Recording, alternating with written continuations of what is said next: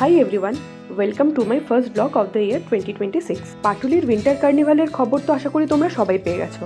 এটাকে অনেকে পাটুলি এক্সপোও বলে। পাটুলির এই মেলাটাতেও কিন্তু টিকিট কেটেই ঢুকতে হয়।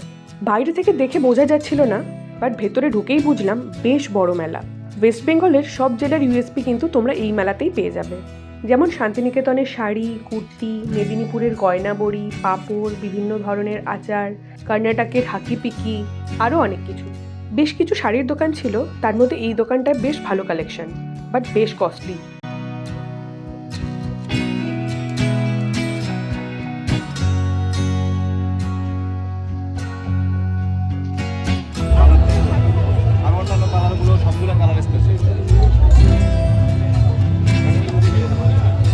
আর উইন্টার কালেকশনের তো কোনো অভাবই ছিল না।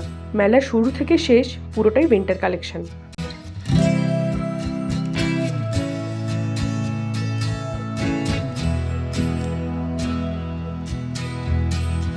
এই মেলার বেশ কিছুটা জায়গা জুড়ে বাংলার হস্তশিল্পের দোকানটা কিন্তু বেশ অন্যরকম লাগছিল। সত্যি এই রকম হাতের কাজ দেখলে মনটা জাস্ট ভরে যায়।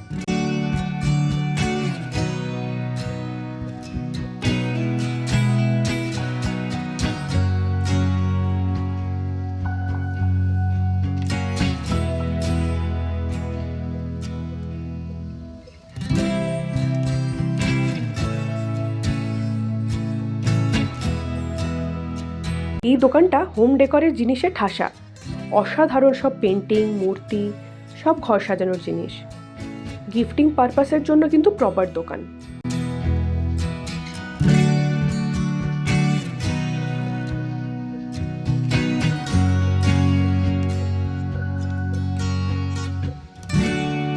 মেলা পর্ব শেষ করে চলে এলাম পাটুলির মিত্র ক্যাফের এই আউটলেটটায়।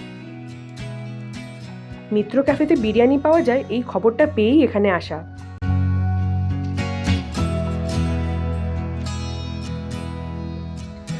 একটা টেকওয়ে সেক্টর বানানো আছে এখানে।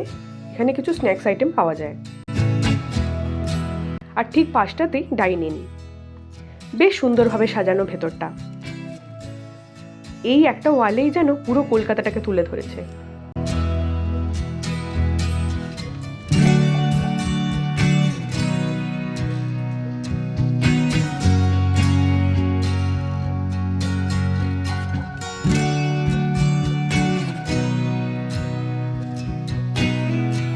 আমরা অর্ডার করেছিলাম ফিশ আচারি চিক্কা কাবাব। নিউ ইয়ারে নিউ ডিশ অ্যাড করেছে দেখলাম। বেশ ভালো টেস্ট। ভেতরটা চিকেন আর বাইরের কোটিংটা ফিশের। খুবই সফট ছিল। এরপরে এলো স্পেশাল মাটন বিরিয়ানি, সাথে দিয়েছিল রায়তা। বেশ ভালো কোয়ান্টিটি। দুজন মিলে খেয়েও শেষ করতে পারছিলাম না। আজকের মতো ব্লগ এখানেই শেষ করলাম। আবার দেখা হবে পরের ব্লগে। ভিডিওটা ভালো লেগে থাকলে লাইক, শেয়ার আর সাবস্ক্রাইব করো।